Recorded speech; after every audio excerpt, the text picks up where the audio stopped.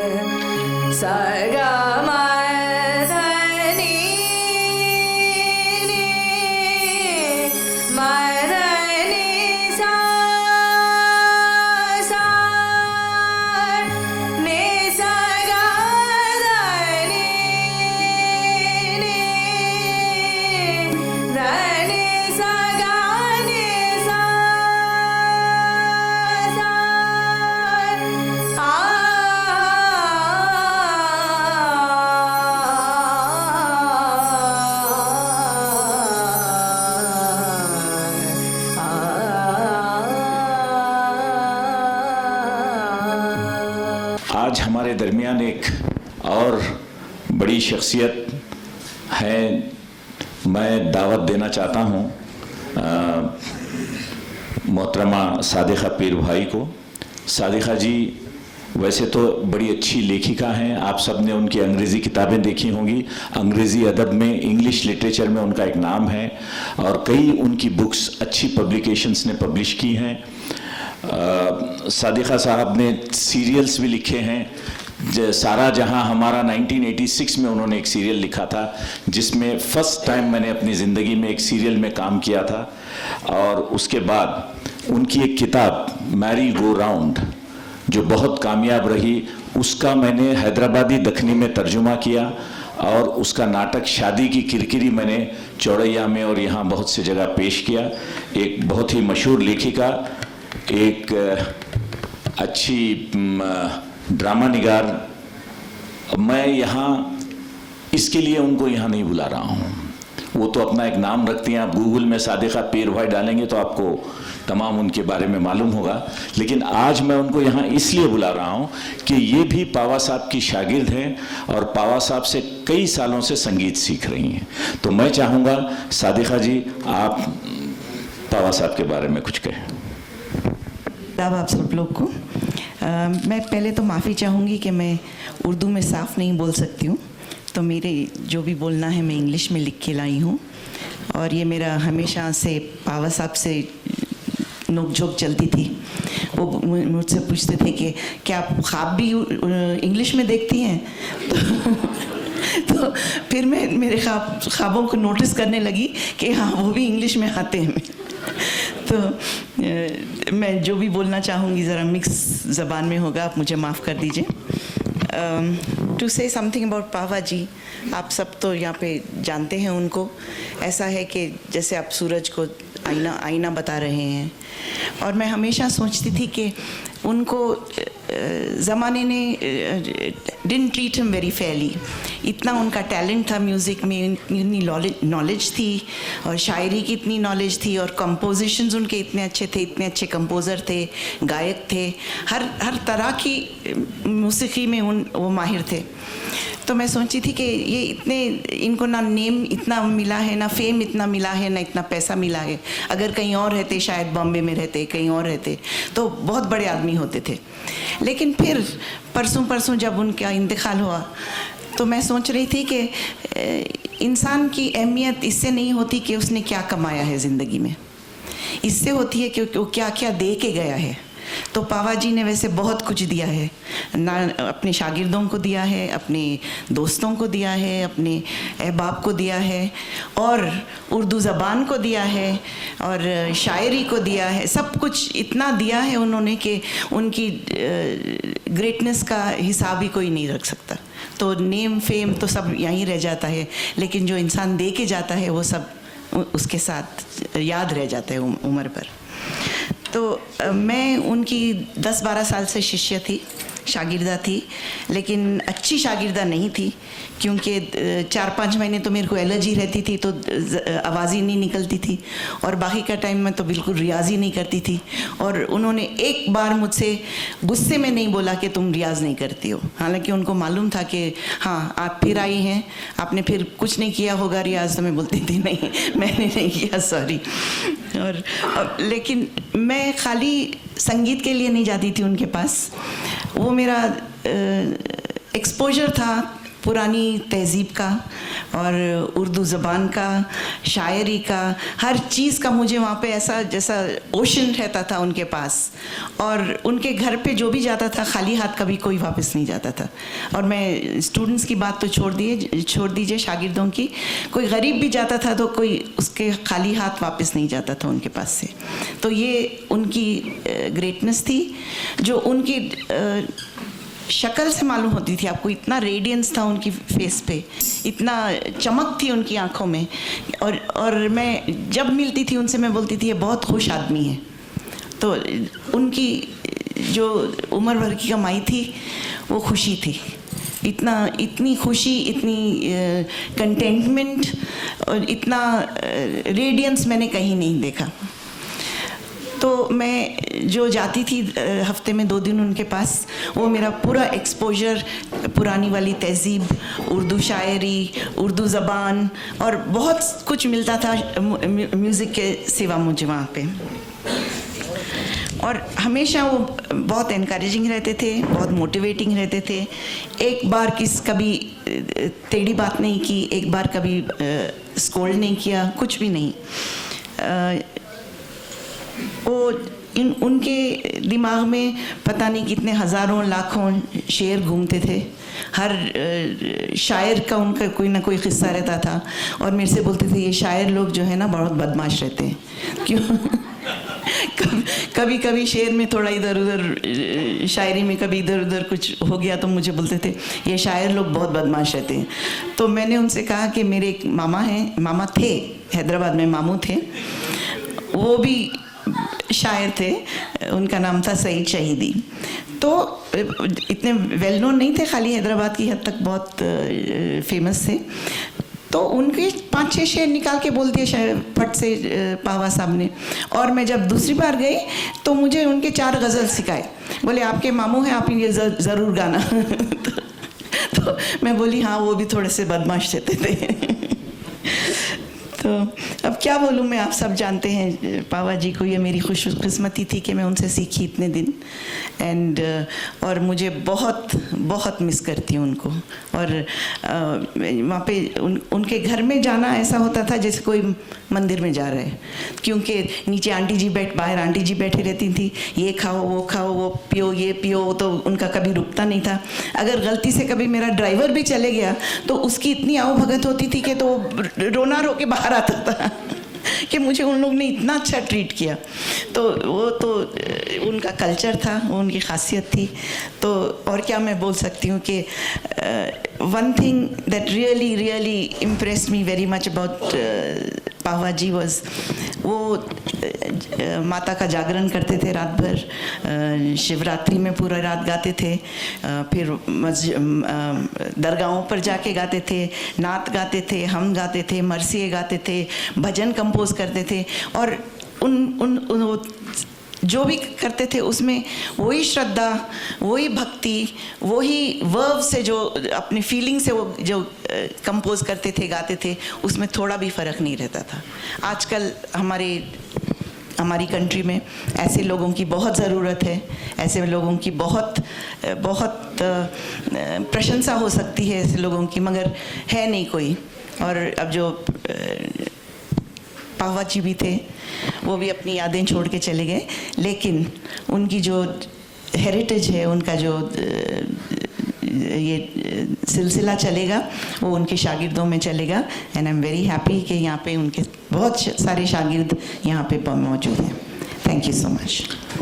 शुक्रिया सादिका। वो बोलेंगे, मैं उनको एज ए कमिश्नर कस्टम्स नहीं जानता हूँ, उनको मैं एक म्यूज़िक लवर की तरह जानता हूँ। वो खनक के बड़े शहदाई हैं, पावा साहब के बड़े शहदाई हैं, तो आज यहाँ हैं तो वो मैं चाहूँगा एक दो लफ्ज़ पावा साहब के बारे में आप कुछ कहें। क्यों हरजी? अच्छा, ठीक है। एक और शख्सियत जो पावा साहब जिनको बहुत चाहते थे हमारे दरमियान है, मारूफ शायर हैं। उनका एक शेर आपकी नज़र करता हूँ, आप खुद समझ जाएंगे कि मेरी मुराद किससे हैं। हर घड़ी इश्क के खुमार में है, हर घड़ी इश्क के खुमार में है, दिल कहाँ मेरे इख्तियार में है। जनाब शफीक आबिदी जो एक माने हुए शायर हैं, एक अच्छे नाजिम हैं, काफ़ी मुशायरों में आपने टीवी में उनको देखा होगा। वो ना सिर्फ हिंदुस्तान में बल्कि हिंदुस्तान के बाहर भी अपनी कलाम का मुजाहरा कर चुके हैं। मैं जनाब शफीक आबिदी से गुजारिश करता हूँ कि वो पावा साहब की याद में दो शब्द कहें और एक अपने कुछ अशार सुनाएं। दीवानगी के दीवानों की खिदमत में शफीक आबिदी का आदाब। मोहब्बतें तो मोहब्बतें हैं, मोहब्बतें तो मोहब्बतें हैं, मोहब्बतों में यकीन कैसा, मोहब्बतों में गुमान कैसा। मोहब्बतें तो मोहब्बतें हैं, मोहब्बतों में यकीन कैसा, मोहब्बतों में गुमान कैसा। मोहब्बतों में उरूज कैसा, मोहब्बतों में जवाल कैसा। मोहब्बतों में सवाल कैसा, मोहब्बतों में जवाब कैसा। मोहब्बतें तो मोहब्बतें हैं, मोहब्बतों में हिसाब कैसा। मोहब्बतों को कभी संत की शक्ल में, कभी सूफी की शक्ल में, कभी गायक की शक्ल में, कभी उस्ताद की शक्ल में, कभी दोस्त की शक्ल में, कभी आदमियों में एक महा इंसान की शक्ल में मोहब्बतें हर महफिल में बांटने वाला आज हमारे दरमियान नहीं रहा। हजरत अमीर खुसरू का नाम आप लोगों ने सुना होगा, जो आज से कम 900 साल पहले की बात कि हजरत अमीर खुसरू ने एक बीज बोया था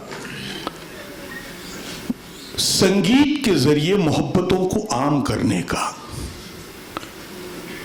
हजरत निजामुद्दीन औलिया रहमतुल्लाह अलैह के पैरोकार हजरत अमीर खुसरू ने भारतीय तहजीब में एक इजाफा किया। वो इजाफा ये था कि संगीत के जरिए लोगों में इश्क को आम किया जाए, मोहब्बतों को आम किया जाए, इरफान को आम किया जाए, इंसानियत को आम किया जाए। जो बीज आज से 1000 साल पहले बोया गया वो शजर बना, एक दरख्त बना, एक पायदार दरख्त बना, और उसी दरख्त की एक शाख का नाम पंडित हरिकृष्ण पाहवा था। भारतीय तहजीब की एक अनोखी पहचान है दुनिया भर में हमारी एक मुनफरिद शनाख्त है। वो शनाख्त है हमारी मौसीकी। दुनिया भर की संगीत में और भारतीय संगीत में ज़मीन और आसमान का फ़र्क है। और यहाँ की मोहब्बत, यहाँ की इंसानियत और यहाँ का रहन सहन, यहाँ का जीना मरना दुनिया वालों से जुदा गाना है। हरे कृष्ण पहवा जी, मैं ये फैसला ही नहीं कर पाया उनकी पूरी जिंदगी में कि वो बूढ़े थे, अधेड़ उम्र के थे या नौजवान थे। इसलिए कि उनका दिल इतना जवान था कि कभी उन्होंने ज़ईफ़ी की बात ही नहीं की। हर वक्त अपनी फिक्र को जवान रखते। एक मरतबा मैंने निज़ामत के दौरान एक मुशायरे में एक शेर सुना दिया तो ज़ोर ज़ोर से तालियां बजने लगी। मैंने घूर के देखा तो सामने वो तालियां हरे कृष्ण पहवा जी की थी। वो शेर था कि दिल जवां है तो ज़ईफ़ी कैसी, दिल जवां है तो ज़ईफ़ी कैसी, सफेद बालों की ऐसी तैसी। तो पावा जी जो है इतने जोरदार तालियां बजाने लगे। मैंने कहा पावा जी, ये शेर जो है आपकी जिंदगी की तर्जुमानी करता है।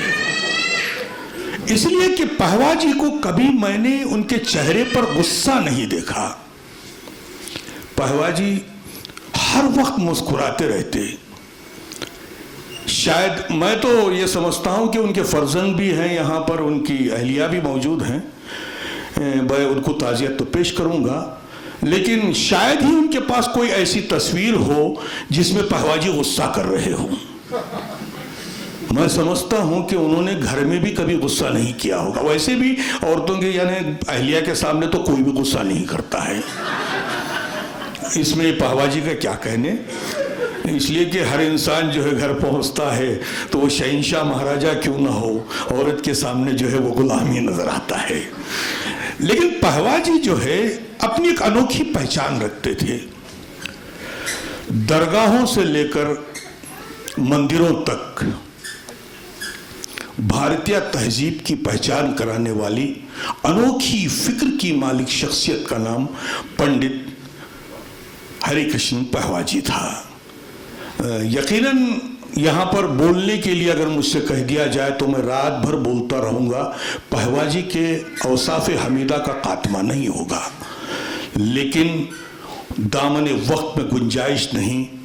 मैं सोच रहा हूँ कि जब से मुझे कठपुतलियाँ थिएटर ग्रुप की जानिब से जनाब ज़फ़र मोहिउद्दीन साहब ने मुझे दावत दी कि आपको आना है, तो उस वक्त से लेकर जो है अब तक मेरे जहन में एक सीढ़ी गूंज रही है।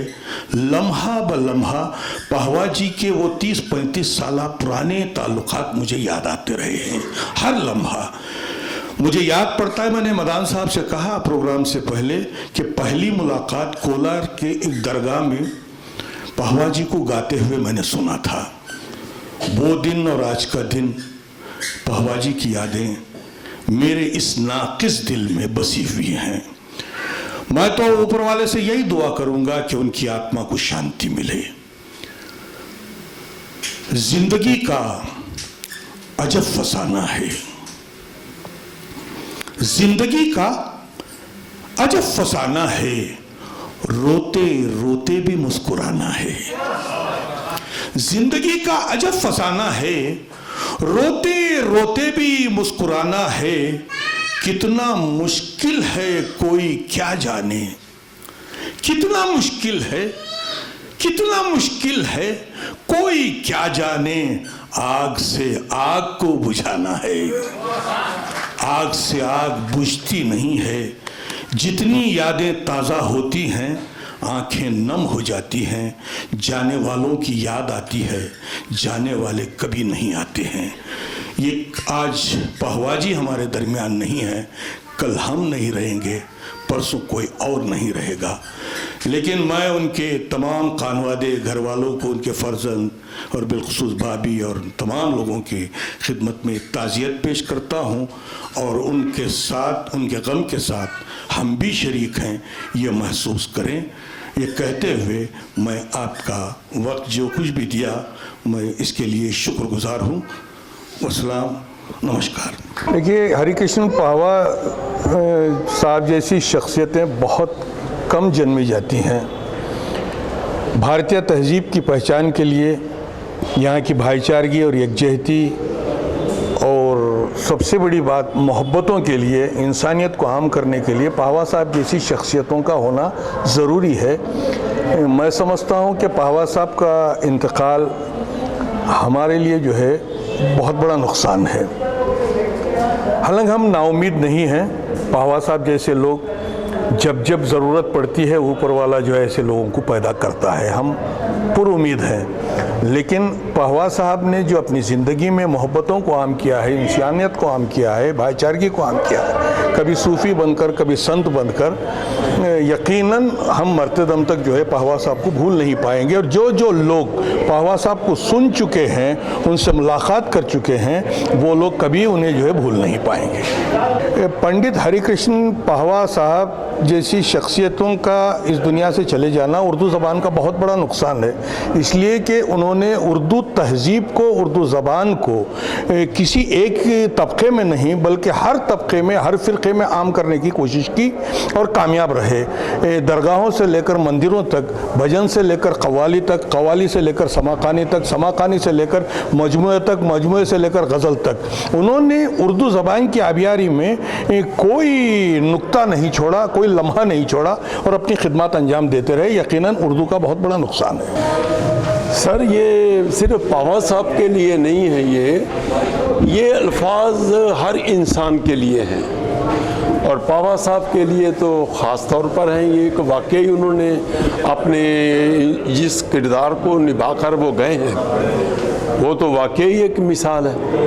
मैं तो यकीन के साथ कह सकता हूँ कि जितना मवाद उनके पास शायरी का या रागों का या जो कुछ भी उनके पास जो कहते थे और जो भी उन्होंने आज तक कहा, वो तो हमारे अल्फाज में हम बयान नहीं कर सकते। लेकिन इतना ज़रूर है कि जो भी वो आज की महफिल में जो कुछ भी हमने सुना या जो कुछ भी लोगों ने कहा, तो इतने शागिर्द वो अपने पैदा करके गए हैं, इतना ज्ञान वो बांट कर गए हैं, तो जितना भी कहा जाए उनके लिए कम है। और एक हम ये देखते हैं कि वो उस दौर के थे जिन्होंने आज़ादी देखी, आज़ाद वतन की। देखिए, वो जो यहाँ पर बेंगलोर तशरीफ़ लेकर आए, तो वो कोटा से वहाँ से आकर फिर ये देहरादून में आबाद हो गए, हरिद्वार में भी गए, लेकिन जो भी उन्होंने नौकरी भी की सबकी, लेकिन काफ़ी से ज़्यादा उम्र का जो अरसा उनका था, वो जब तक भी हयात रहे वो संगीत के लिए अपनी ज़िंदगी उन्होंने अर्पण कर दी। और यही आज उसका देख रहे हैं नज़ारा कि आज उनके बेशुमार शागिर्द हैं और जो भी लियाकत इनको उन्होंने बख्शी, वो संगीत के बारे में या शायरी के बारे में, वो एक बेमिसाल है। देखिए, पावा साहब एक बड़ी अजीम शख्सियत थी और बड़ी नायाब शख्सियत थी कर्नाटक की, और ख़ास तौर से बेंगलोर में उन्होंने बहुत से लड़के लड़कियों को अपना शागिर्द बनाया, उन्हें हिंदुस्तानी म्यूज़िक की कला दी। तो मैं तो समझता हूँ कि मेरा हक़ बनता है कि मैं उनका एक ताज़ियती जलसा रखूं, और ताज़ियती जलसा मैं सिर्फ बातों से नहीं, संगीत से रखना चाह रहा था, मौसीक़ी से रखना चाह रहा था, और मैं ये ख़राज अक़ीदत पावा साहब को मौसीक़ी में देना चाहता था। इसीलिए एक म्यूज़िकल ट्रिब्यूट हमने पेश किया, सब उनके शागिर्दों ने, हम सब ने मिलकर एक म्यूज़िकल ट्रिब्यूट पेश किया। तो एक खला रह गई है उनके जाने से हिंदुस्तानी म्यूज़िक में बेंगलोर की। और देखिए इसी तरह हिंदुस्तानी संगीत बढ़ती है, उस्ताद से शागिर्द, फिर शागिर्द उस्ताद बनता है, फिर शागिर्द। तो उन्होंने अपना काम किया 90 साल की उम्र तक उन्होंने जो है ना संगीत सिखाते रहे। बस मरने से कुछ दिन पहले वो सिखाना रोक दिए थे, लेकिन तब तक वो अपनी कला को ज़िंदा रखे, बच्चों को सिखाते रहे। और मैं समझता हूँ फिर ये बच्चे आगे ले जाएंगे। और उनकी एक बड़ी ख़ास शागिर्दा कनक जोशी, जिन्होंने बहुत कुछ सीखा उनसे, और वो लगता है वो ज़रूर उनकी लेगेसी को आगे ले जाएंगे। जी, पावा गुरुजी से मैं लगभग 2-3 साल सीखी हूँ। एंड मैं ज़फ़र साहब के ज़रिए से ही पावा गुरुजी से मिली थी। और I was in actually a shock जब मैंने ये ख़बर सुनी। लेकिन सबका टाइम आता है आई थिंक। तो बस लेकिन मैंने पावा गुरुजी से बहुत कुछ सीखा, बहुत अलग अलग किस्म के राग, संगीत, गज़ल, गायकी। और पावा गुरुजी की एक बात थी कि जब भी मैं उनके पास क्लास के लिए जाती थी तो वो हमेशा मुझे कोई ना कोई अपनी लाइफ का एक वाक़या सुनाते थे, मतलब रियल लाइफ वाक़या। और उससे मुझे बहुत इंस्पिरेशन मिली और मैंने बहुत कुछ सीखा, ना सिर्फ संगीत बट मैंने शायरी और उनसे अदब भी बहुत सीखा।